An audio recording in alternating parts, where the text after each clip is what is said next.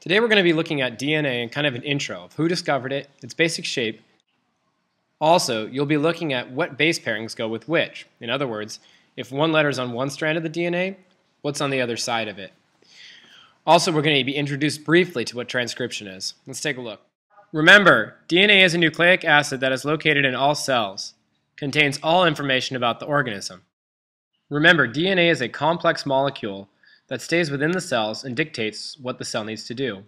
It is the site of all the information for the cell, and it's stored in a nice compact molecule. It's what makes you, you, as well as determines certain traits that you will have throughout time. Who discovered DNA? Watson and Crick discovered the structure of DNA. Watson and Crick were two scientists at Oxford University who, with the help of radio technology, were able to discover the shape of DNA in its double helix form. From there, they were able to pinpoint and understand the base pairings of DNA and how this complex molecule works. Structure of DNA: double-stranded, has one strand going one direction and one going the other way. The double-strandedness of DNA allows it to contain even more information than a single strand. This way, not only is one side able to be read for specific information, but the other side also can contain complementary information or its own set. They are complementary strands. We call this the 5' to 3', with one end of the DNA being the 5' end and the strand on the other side being the 3'.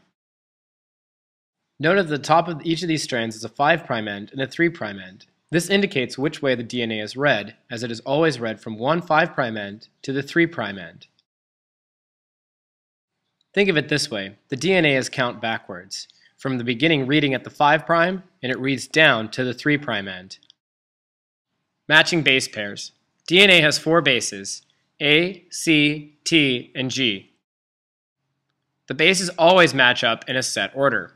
A bonds with T and G bonds with C.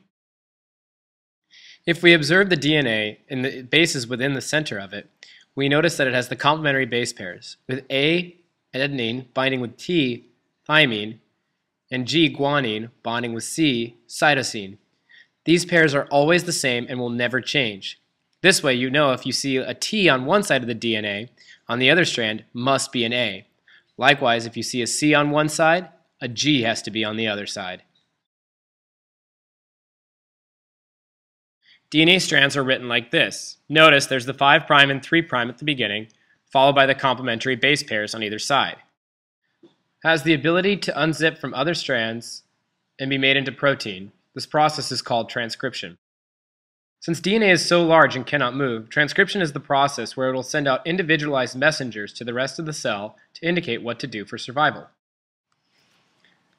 Tonight, what I want you to think about is, if there was a way, how would I want to be able to permanently change something about yourself? In other words, some people can dye their hair from brown to blonde or blonde to brown, but this is only a temporary change.